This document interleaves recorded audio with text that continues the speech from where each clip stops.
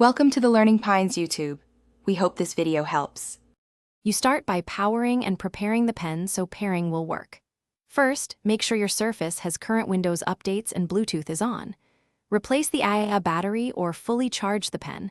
A weak cell prevents discovery. Next, confirm Surface firmware and the Surface app are installed because drivers handle button functions. Once done, remove any magnetic caps and position the pen within 6 inches of the tablet. These steps eliminate common connectivity blockers before you begin pairing. Now you put the pen into pairing mode and complete the connection.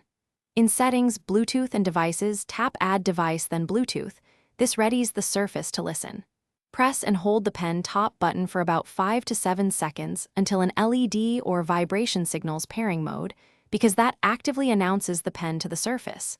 When you see Surface Pen in the list, tap it to pair. Windows will confirm success.